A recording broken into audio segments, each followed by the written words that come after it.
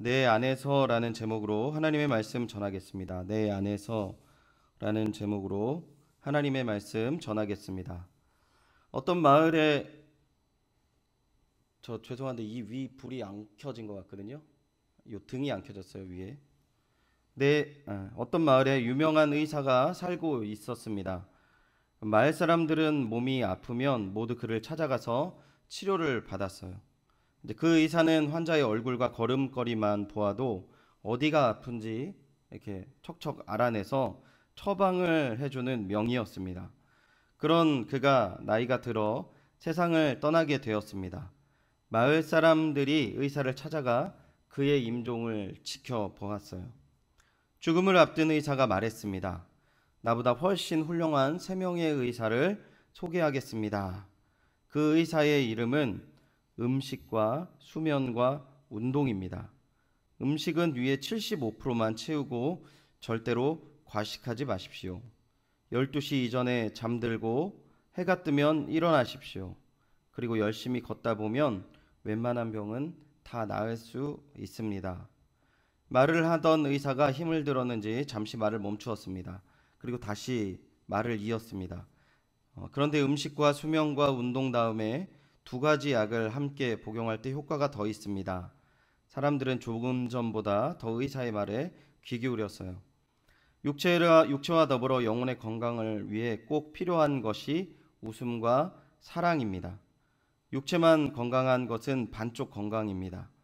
영혼과 육체가 고루 건강한 사람이 되십시오. 웃음의 약은 부작용이 없는 만병통치약입니다. 기분이 언짢거나 안 좋은 일이 있을 때는 더 많이 복용해도 됩니다. 사랑의 약은 비상상비약입니다. 이 약은 수시로 복용하십시오. 가장 중요한 약입니다. 의사는 자신이 세상을 살면서 깨달은 가장 중요한 것을 사람들에게 알려준 이후에 평안한 모습으로 눈을 감았다고 합니다. 저는 이 의사분이 누군지 잘 모르고요. 이 이야기는 제가 이렇게 내용을 찾다가 인터넷에서 이렇게 나와 있는 이야기를 발췌했습니다. 중요한 것을 제가 이 말씀을 드리는 것은 사람들이 멀리 떠나게 될 때, 사랑하는 사람들을 놓고 멀리 떠나게 될 때 중요한 이야기를 한다는 거죠. 내가 가지고 있는 중요한 진리, 지혜를 나눈다는 것입니다. 여러분의 경우는 어떠한 부분이 있어요? 저는 이제 사역을 마치게 될 때 마지막 설교 때 늘 하는 말이 있습니다. 이제 저희 늘 연희교회 오기 전까지는 늘 교육부서를 했었는데 몇 번 말씀드린 것 같은데 꼭 우리가 다시 만날 때는 이 하나님 섬기는 자리에서 만나야지 세상에서 마치 하나님 없는 곳에서 만나고 그것을 누리고 하나님 떠난 자리에서 만나지 말자 이런 얘기를 합니다. 근데 그렇게 해서 아이들에게 아멘 소리를 꼭 듣고 저는 이제 마무리를 짓고 이제 사역지로 옮겼거든요.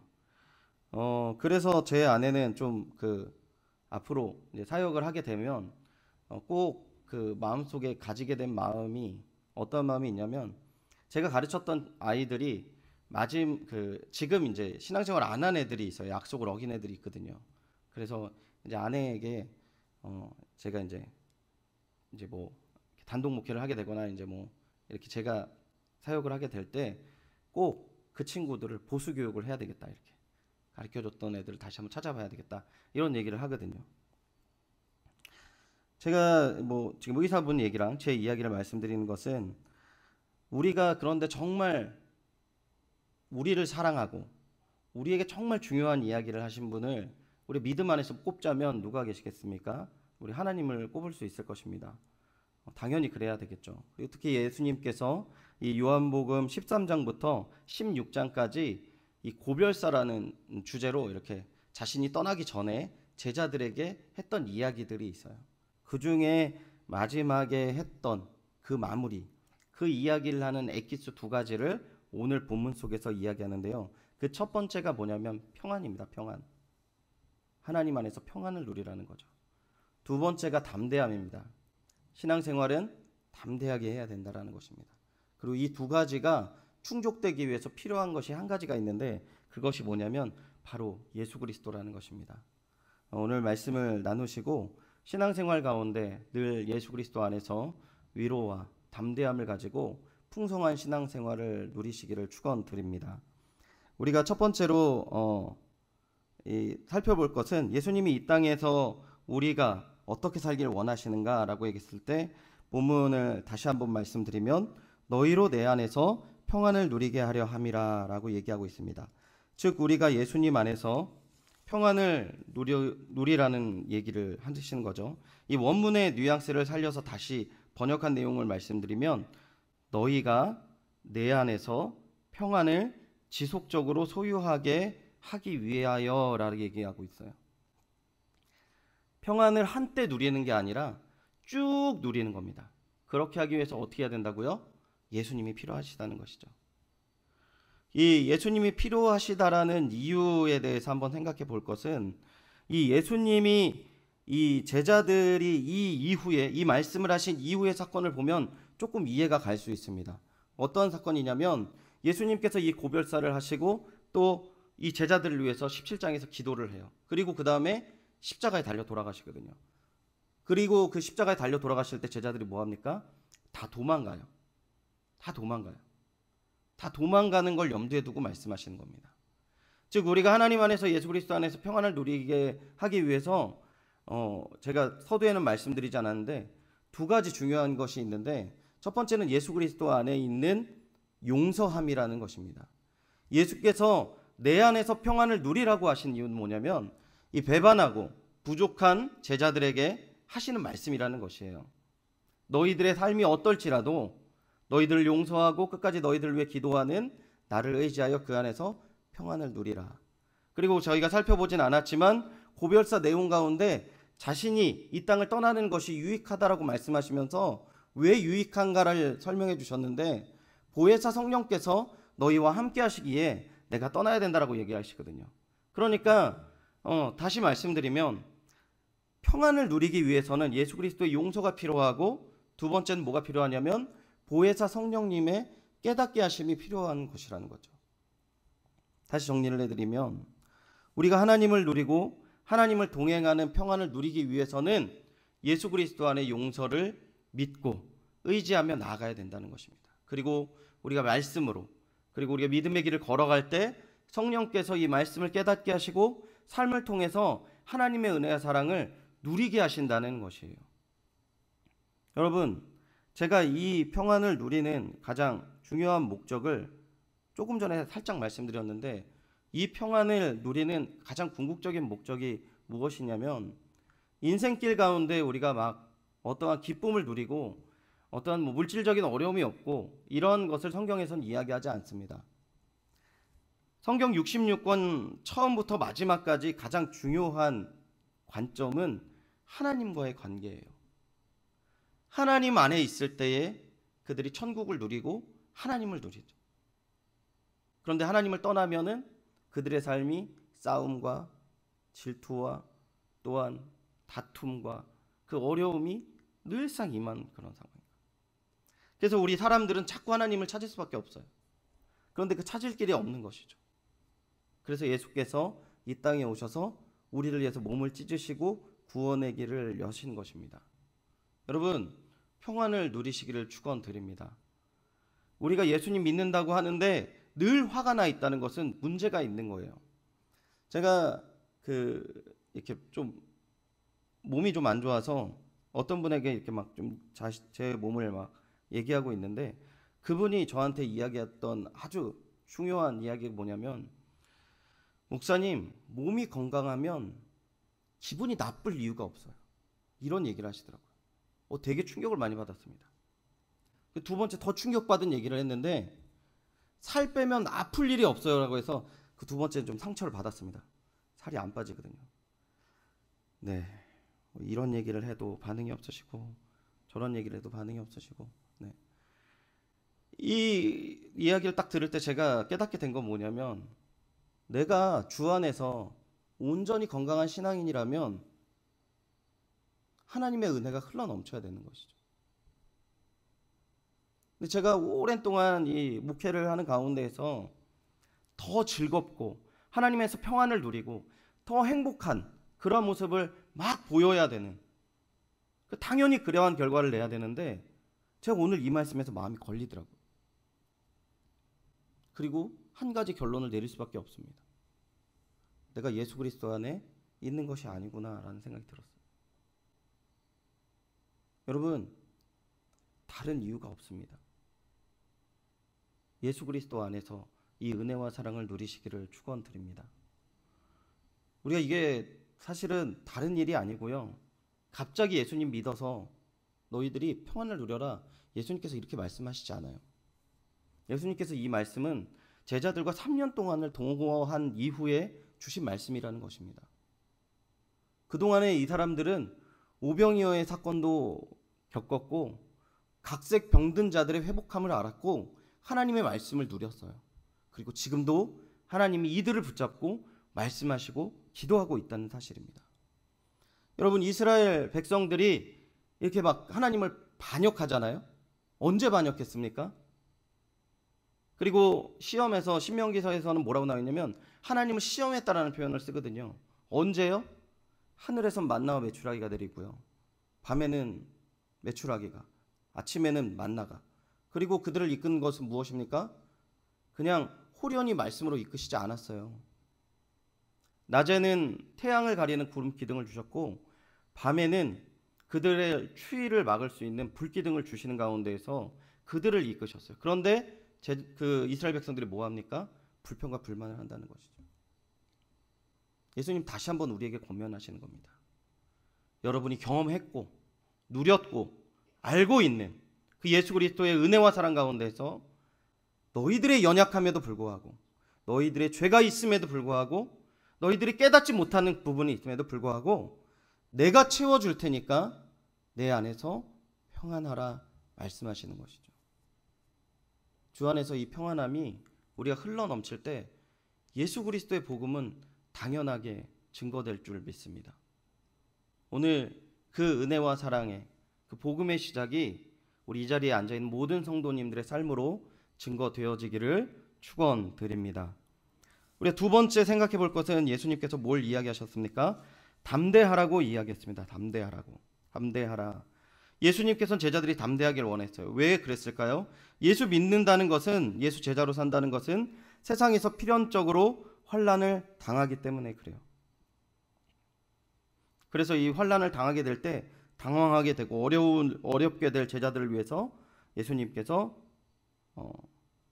담대하라라고 이야기하고 있습니다. 우리는 왜 세상에서 환난을 당해야 됩니까? 믿음의 사람들은 세상에 속하지 않는 구별된 무리이기 때문입니다.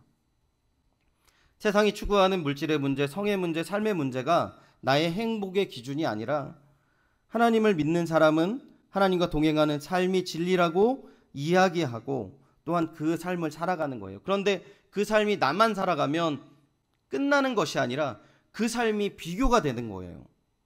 이렇게 살면 안 된다는 게 보여지는 거예요. 여러분, 사람들은요 점점 뭘 주장하냐면 내가 옳은 걸 주장해요. 내가 옳은 걸. 잘못됐어요 집사님, 잘못됐어요 권사님, 잘못됐어요 장로님, 잘못됐어요 목사님, 잘못됐어요 전도사님 이야기 듣는 거 너무 싫어해요. 저희 딸이 4살인데 저한테 장난을 막 칩니다.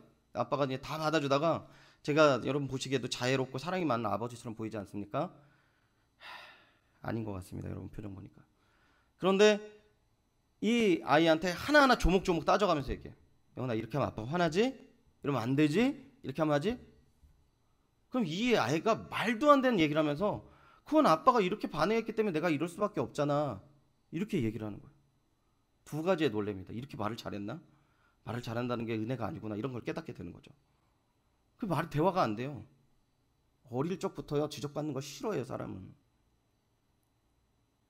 그런데 세상 사람들이, 믿음의 사람들이 있음으로 말미암아 뭐가 드러난다고요? 그들의 죄가 드러나요. 여러분 몇 번 말씀드렸지만 지금 우리나라는 간통죄가 사법 처리할 수 없는 법안이 됐어요. 벌써 몇 년 전에. 그거 뭡니까? 돈 있으면은 일부 다처제가 허용이 된 거예요. 나의 행복을 위해서는 문제가 없다는 거예요. 애를 이렇게 유괴하고 이 애를 이렇게 생명을 빼앗아도 나의 행복권을 주장하면 감형이 되더라고요.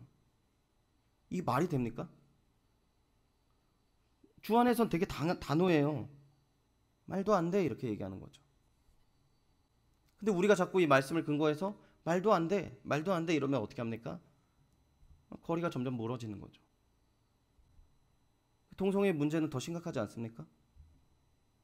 여러분 여기 계신 분들은 별 문제가 없어요. 학교에는요 현실이에요, 현실. 차마 이 자리에서 얘기하지 못하는 문제들이 제가 지금 교육부서를 떠난 지 4, 5년이 됐지만 그 전에도 난리가 아니었습니다, 여러분. 청년부 안에 동성애자가 없을 거라고 여러분 생각하세요? 한두 곳도 없습니다. 그러한 가운데에서 예수 믿는 사람들이 불편할 수밖에 없는 겁니다. 어려운 거죠. 힘든 거예요. 그러한 가운데 현실로 어떻게 드러납니까? 청년 복음화율이 3% 미만입니다. 어떤 선교단체 보니까 1.8%래요. 3% 미만은 미전도 종족입니다. 여러분 다음 세대가 없어요. 지금 우리나라는. 다음 세대가 예수님 안 믿는 세대예요. 미전도 종족이에요. 교회 다니는 것이 신문에 어떻게 평가됩니까? 조롱받는 시대가 됐다는 거죠. 예수님께서는 담대하라. 하지만 계속 용기를 내서 마음을 다시 먹어서 다시 한번 결단해서 신앙생활을 해라 라고 말씀하시는 거라는 거죠. 여러분 오늘 말씀을 가지고 여러분의 삶 속에서 평안하십시오. 담대하십시오.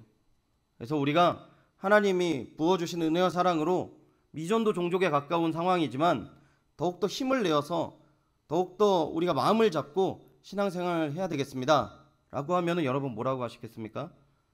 한 분도 빠짐없이 아멘이라고 할 거예요. 그런데요 이 부분은 정말 우리의 실존적인 부분에 대해서 좀 가지고 가야 될 문제라고 생각합니다. 한 가지 말씀을 나누고 말씀을 정리하고 싶은데요. 제가 이제 서두에 말씀드린 것처럼 제가 이제 좀 제가 가르쳤던 친구들 가운데에서 돌아봐야 되겠다 이렇게 말씀을 드렸는데 그 마음을 갖게 된 계기가 된 이제 가정이 하나가 있어요.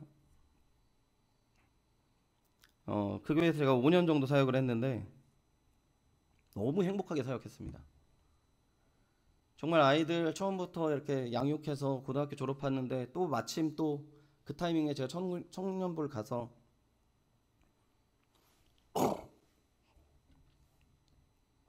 청년부까지 죄송합니다. 5년을 사역을 했어요. 5년을 가르쳤던 아이였는데 가장 말을 잘 들었던 아이였습니다. 근데 그 아이가 제가 다른 교회에 가게 됐고 다른 교회 사역하는 도중에 연락이 왔어요. 그 가족들로부터 목사님 제 딸이 신천지에 간 것 같아요 라고 얘기하는 거예요. 증거를 쭉 얘기하는데 제가 그때 이제 알고 지냈던 분이랑 연계를 시켜줬습니다. 연계를 시켜줘서 이 친구를 이제 다시 한번 마음을 돌리는 그런 또 훈련하는 기관이 있어서 보내게 됐는데 훈련받는 도중에 이 친구가 도망갔어요. 도망가고 그 다음에 뭘 했냐면 아버지를 고발했어요.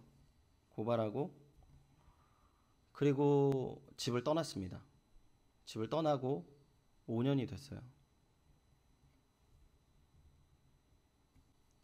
제가 이 가족을 만날 면이 없더라고요. 그 가족을 만나게 됐는데 장로님 하시는 말씀이 그런 말씀인 거죠. 신천지로 가고 싶다는 겁니다. 딸이 너무 보고 싶어서. 딸이 너무 보고 싶어가지고 자기 갈 거래요. 너무 힘들대요. 제가 그때 딸이 없었으면 좀 더 단호하게 이렇게 좀 이야기를 했을 거라고 생각이 드는데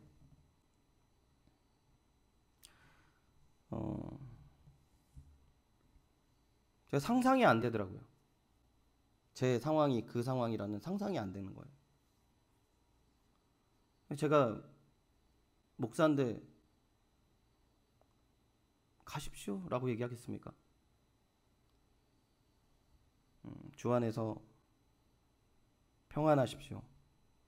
주 안에서 담대하십시오. 이 말을 어떻게 할 수 있겠어요? 이 말씀을 나누면서 다행히 그 자리에 있던 이제 사역하는 아드님 한 분이 있었는데 그 친구가 주님 승리합니다. 주 안에서 승리합니다. 이렇게 반응했고 또 이 장로님도 그 마음을 받아주시고 또 지금도 기도하면서 딸을 기다리고 있어요. 예수 안에서 평안하다는 것, 예수 안에서 담대히 신앙생활 한다는 것, 실존적인 문제임을 여러분 잊지 않으시기 바랍니다. 그리고 하나님께서 어떠한 막다른 골목 가운데에서 이걸 요구하시는 것이 아니에요. 늘 조금 전에 말씀드렸던 그 장로님 붙들어 주심이 있고 이 장로님도 아멘 하면서 이 말씀을 받아들였던 가장 중요한 이유가 그동안에 부어주신 하나님의 은혜와 사랑이 부인할 수 없고 앞으로도 그 은혜와 사랑을 기억하면서 또한 나아갈 것을 부어주실 것을 믿기 때문이라고 저는 생각하거든요.